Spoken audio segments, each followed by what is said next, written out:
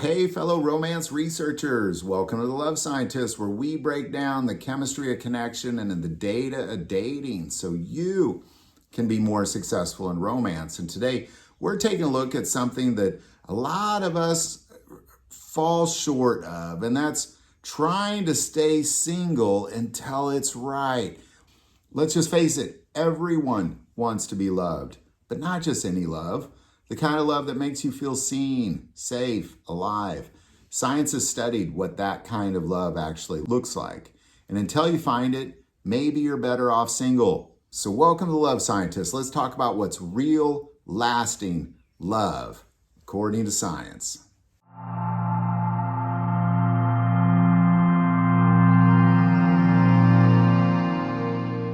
All right, the first thing this love should feel like, according to science, you feel secure, not anxious. Love should feel like peace, not a puzzle. According to attachment theory from psychologist Dr. Ainsworth, real love activates a secure attachment system, not an anxious or avoidant one. You don't constantly wonder if they'll text you back. You don't chase. You feel grounded. If you're constantly anxious and unsure, that's not love. That's emotional survival. And oftentimes when we feel the feeling of love towards another one and we're not certain if that is coming back, we get more attached and more anxious. And it's very important, according to science, that you avoid these behaviors. This is not love. It is not a good feeling for you to have. All right, the second feeling that you should have, if it's really love, is you can be 100% yourself.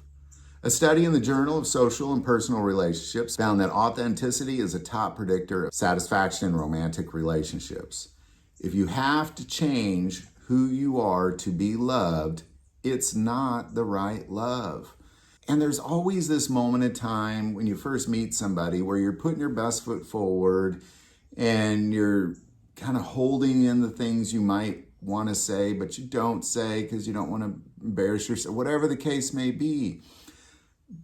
Early on, you should be able to feel like you can be 100% yourself and let go of that nonsense. So if it's been a while and you're feeling the feelings of love and you still can't be 100% yourself, this isn't a good feeling.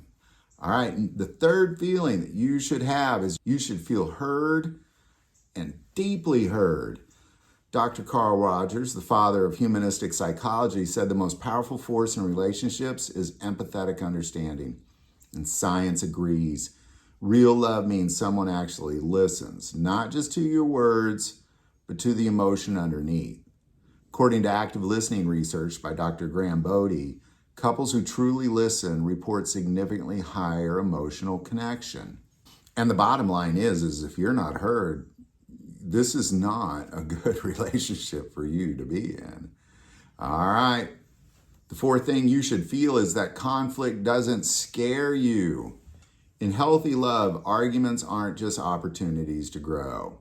According to Dr. Gottman, couples who approach conflict with curiosity instead of criticism are more likely to thrive long term. If you fear conflict because it leads to silent treatment, gaslighting, or punishment, that's not love. That's narcissistic fear management. A mountain of science is going to tell you that you will never, ever be happy with this person if you fear conflict. All right, number 5. The chemistry is real, but not all-consuming. Passion matters, but science says love that lasts involves more than butterflies. According to Helen Fisher, real love activates the brain's dopamine reward system.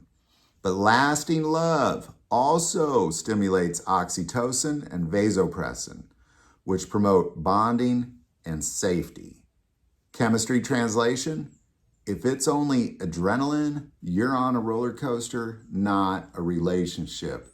And the reality is that feeling that you first get when you meet somebody and you have the butterflies, the feeling of love, is also a chemical reaction where your phenylalanine gets converted to phenylethylamine. And when that feeling hits you, you just burst with love, and that's normal. But over time, that feeling stops, and you need these other things to kick in. Because a lot of people, they quit getting that phenylethylamine kick, and they think, oh, well, I don't love this person anymore. And then they go meet somebody else, and they, oh, now I love this person, because that reaction is happening again. So it's important on a chemical level that all these things are real, not just a temporary boost. All right, the sixth thing you should feel is you should feel more you around them. Ever heard someone say they make me a better person? That's called the Selfexpansion theory by Dr. Aron. Real love challenges you to grow. Without force, you feel expanded, not erased. According to Selfexpansion in Romantic Relationships in 1995. You should always be in a state of becoming a better you. And if they have that effect on you, it's a good sign. The seventh feeling you should have is that there's mutual effort. Always. According to the equity theory in relationships, satisfaction comes from mutual investment. If you're always initiating, explaining, compromising, or fixing alone, that's not love. That's emotional labor. Real love feels like two people rowing the same boat, not dragging someone in the water, according to Walster et al. 1978. A successful relationship is always going to take both people putting in. And if you're always the one doing this thing or always the one doing that thing, it's a sign of things to come as well. All right, the eighth feeling you should have is you should feel safe to be vulnerable. In real love, you can say, I'm scared, I'm insecure, I need help. A study in Emotional Journal found that emotional vulnerability increases romantic connection, not weakens it. If you feel like you have to keep it together just to keep them interested, that's not love, that's a performance. And the reality is you're gonna have moments in your life where you're very vulnerable. And if you don't feel safe in that relationship, you're gonna go off and be vulnerable alone. Or you're gonna lean on somebody else to support you through that vulnerability, even worse. This is not love. This is not love if you don't feel so safe to be vulnerable. All right. The ninth feeling you should have is you share core values, not just vibes. Let's be clear, you can love someone deeply and still be incompatible. According to research published in the Journal of Marriage and Family, shared values are one of the top predictors of long-term relationship success, more than attraction or even common interests. If you agree on the big stuff like purpose, lifestyle, spirituality, and growth, you've got a foundation. Everything else is just decoration in this relationship, according to Stanley et al. Of 2006. Your core values are what make you who you are. And if these things aren't aligned, it's not a good love relationship.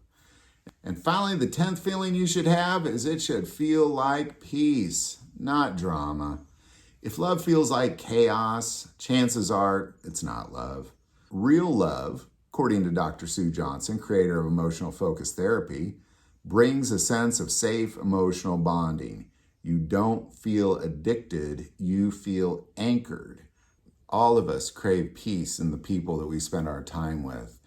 And we all avoid drama as best we can. So if you don't have peace and you have a lot of drama, it's best you just stay single in this scenario. So there you go. If you're still single, good. Stay single until love feels like this. Secure, seen, challenging, gentle, and real. You don't need love to complete you, but the right love, it will elevate you. Now, don't forget to hit that subscribe button. We've also put all of the scientific sources below. And remember, don't go into love blind. Use science and data to help you be more successful in romance.